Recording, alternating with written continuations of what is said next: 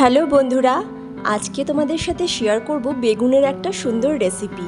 তো প্রথমে দেখো বেগুনগুলোকে লম্বা লম্বা করে কেটে নিয়ে এর মধ্যে লবণ আর হলুদ দিয়ে ভালো করে মেখে রাখবো। বেশ কিছুক্ষণ মেখে আগে থেকে রাখবো যাতে লবণ আর হলুদটার ভালোভাবে বেগুনের মধ্যে মিশে যেতে পারে। তো দেখো এটা ভালো করে মিশিয়ে রাখলাম, আর এরকমভাবে লম্বা লম্বা করে বেগুনগুলোকে কেটে নিতে হবে। এরপরে দেখছি কড়াইয়ের মধ্যে তেল গরম করে এই বেগুনগুলোকে ভেজে নেব।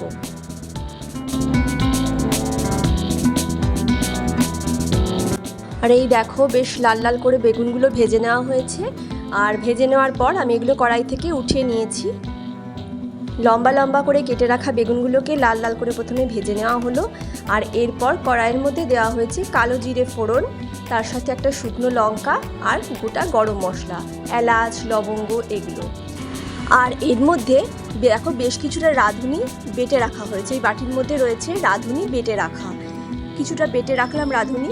তারপর ওই তেল গরমের মধ্যেই দেওয়া হলো আদাটা গ্রেট করে রাখা হয়েছিল, সেই আদা দেওয়া হলো। আর এরপর দিয়ে দেওয়া হবে একটু রসুন বাটা। তারপর পরিমাণ মতো জিরে গুঁড়ো আর ধনে গুঁড়ো দিয়ে একটুখানি তেলের মধ্যে সেটাকে নাড়িয়ে নিতে হবে। আর অল্প একটু কাশ্মীরি মির্চ দিয়ে দেওয়া হলো।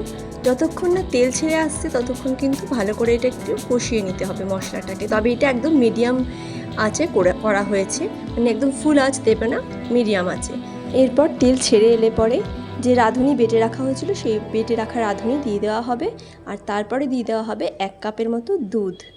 তো এই দিয়ে ভালো করে একটুখানি ফুটিয়ে নিতে হবে। তবে অবশ্যই কিন্তু বললাম মিডিয়াম থেকে লো আছে, মানে লো থেকে মিডিয়ামের মধ্যেই রেখো।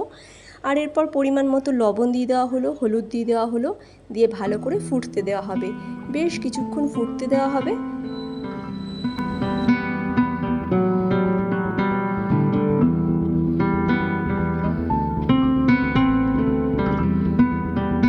এরপর ঝোল যখন ফুটে আসবে তখন এই ভেজে রাখা বেগুনগুলো, যেগুলো আমরা আগে থেকেই ভেজে রেখেছিলাম, সেগুলোকে এরপরে এই ঝোলের মধ্যে দিয়ে একটু ভালো করে নাড়িয়ে আর একটু হালকা ফুটিয়ে নেবো। একটু মাখা মাখা করে দিলে বেশ ভালো লাগবে, গ্রেভিটা যেন একটু মাখা হয়ে থাকে। তো দেখো এটা বেশ ভালোভাবে ফুটে গেছে আর সমস্ত মশলাটা বেগুনগুলোর মধ্যে রাখা হয়ে গেছে। তো একটু ঢাকা চাপা দিয়ে করা হচ্ছিল, রান্নাটা হয়ে গেছে। আর এরপরে ওপর থেকে দুটো কাঁচা লঙ্কা চিড়ে দেওয়া হলো। কাঁচা লঙ্কা চিড়ে দিয়ে আর দেওয়া হয়েছে গরম মশলা, একটু গরম মশলার গুঁড়ো দিয়ে দেওয়া হলো। এরপর দেওয়া হবে উপর থেকে একটুখানি ঘি আর গরম মশলা দিয়ে দিলে রান্না কিন্তু পুরো রেডি। এটা আমাদের রবিবারের লাঞ্চের মেনু ছিল। তার সাথে রবিবার দিন রান্না হয়েছিল দেখো সোয়াবিন দিয়ে একটা তরকারি, মানে বড়ার মতো, সোয়াবিনটাকে বড়ার মতো বানিয়ে তরকারি। আর পুরো রান্নাগুলো তোমাদের সাথে চলো শেয়ার করে নিই। লাঞ্চের মধ্যে ভাত তো দেখলেই, আর রয়েছে দেখো ভেন্ডি ভাজা। তো এটা মশালা ভেন্ডি বলতে পারো, বিভিন্ন রকমের মশলা দিয়ে ভেন্ডিটাকে ভাজা হয়েছে, মানে বেসন দিয়ে ভাজা হয়েছে। আর শশাটা কেটে রাখতে হবে, মানে শশাটা ওখানে রাখা হয়েছে, যদি লাগে তো পরে কাটা হবে।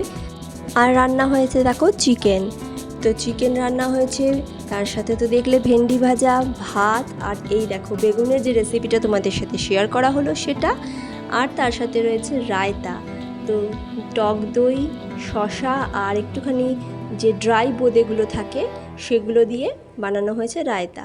তো এই হলো আমাদের রবিবার দিনের খাওয়া দাওয়া। আর এখন কিন্তু এখানে খেতে বসাও হয়ে গেছে, মানে অর্ধেক বলতে গেলে শুরুও হয়ে গেছে খাওয়া। প্রশান্ত আর বাবিনকে আমি দিয়ে দিয়েছি, আমারটা নিয়ে বসেছি, এখনও আমি শুরু করিনি। তো আজকের ছোট্ট একটা খাওয়া দাওয়ার ভিডিও তোমাদের সাথে শেয়ার করলাম। ভালো লাগলে ভিডিওটা অবশ্যই কিন্তু লাইক করো আর চ্যানেলটাকে সাবস্ক্রাইব করে পাশে থেকো। তো চলো দেখা হবে পরের দিন নতুন ভিডিওতে। টাটা।